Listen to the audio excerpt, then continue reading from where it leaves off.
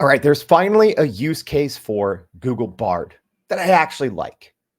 Something that maybe it does a little better than ChatGPT. All right, let's talk about that. But before we do, let me tell you a little bit about what this is. My name's Jordan Wilson. I'm the host of Everyday AI. We're a daily live stream podcast and free daily newsletter helping everyday people like you and me learn and leverage generative AI. So if that's you, make sure to number one, subscribe to this channel, but also go to youreverydayai.com and sign up for that free daily newsletter. Put your email right there. You're going to learn a lot. So let's learn a little bit right now and talk a little bit about Google Bard and some extensions. So there was an update to extensions. So if you ever want to know where this is, a couple things. So first, let's click this.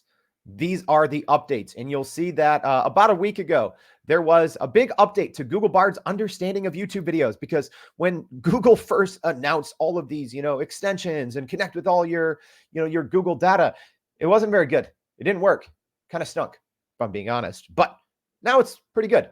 So you do have to enable the extensions. So there's a trick in that, because depending on what your Google account is, you may or may not have access. So how do you do it? Well, you look up here in the upper right-hand corner and you need to look at this extensions. If it's not there, like it's not there on all my accounts. I have, a kind of a work, Google Workplace email, and then I have a personal Gmail. So I cannot access this on my, Google Suite, or, used to be called G Suite, Google Workplace kind of work email, but I can on my personal email. So Google, what's up with that?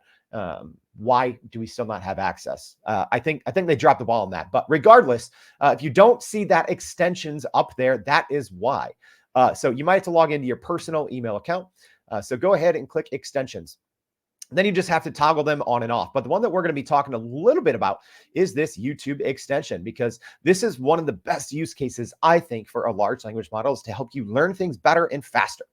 All right, so here's what we're going to do. We're going to create a new chat. And I'm going to go ahead and grab one of these videos. You know what's funny? Sometimes I'm trying to learn things and I do so many of these short little videos. We call these AI in 5. So every day we do a little 5-minute review. It usually ends up being like 7 to 10 minutes, if I'm being honest. And sometimes I'm Googling things to learn something and it's like, oh my gosh, I already did a video on this, because it's my video that comes up in the results. So it's funny. This actually just happened today, and I wanted to go through and remember a little bit about this. Okay, so the web reader plugin. So I'm going to copy this address for this YouTube video that I did a month ago. And now I'm going to jump back into Google Bard. And I'm just going to say, please summarize this video. Put the URL, and let's see how it works. So I'm going to zoom in here so we can get a better view of what's going on. So you'll see right away, it says, here's a summary of the video. So it does a really good job. So the problem with a lot of these things is they hallucinate, right? So previously, if you could get Google Bard to summarize a YouTube video, a lot of times it lied. If you can get like a, Bing chat, it might not be very accurate. So this is correct. So why would you use this? Well, you can learn things, but let's take a creative look. So I'm going to say, please, I'm going to say, based on the video,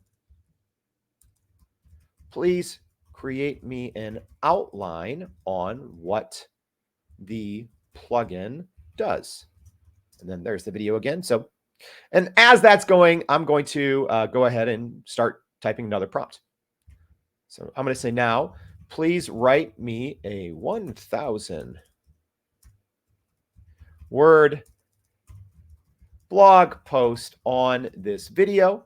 And I'm going to say, please take out any reference to Jordan, the video. I'm going to say the fact that it's a video, or subscribing. I'm just putting this, and I'm going to say, make the blog post content only about, so this is about the plugin. All right, there we go. So here's another reason why that this is helpful. So if you're someone like myself that creates a lot of video content, or maybe you have trainings or webinars or whatever, right? This Google Bard YouTube extension is actually pretty great for that. So it's funny. You always get different results. That's something important to keep in mind with a large language model, because in this scenario here, it says, "I'm sorry, I can only write up to 500 words." Here's a 500 word blog post, right?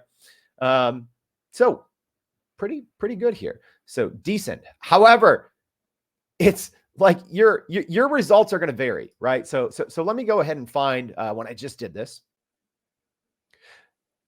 All right, so I just jumped into another chat. I didn't want to take y'all on a wild ride, but previously I just tried this, and you definitely can get a longer blog post. So maybe if you don't ask for a certain number of words, it can still write more than 500 words. But as you can see here, I did this on another video, and it worked fairly well. You can see there's definitely more than 500 words in that one right there. So I hope this was helpful. This just shows you an actual good use case for extensions. So again, you need to go up to the extensions tab right here. You need to scroll down and enable all of these. So number one, you have to make sure that your account has access to extensions. Number two, you have to enable them. And then number three, a lot of times, the first time you use it, you're going to have to give Bard kind of permission to access, whatever files. But always, always, always read a privacy policy. Understand what you're doing when you're toggling these features on and off.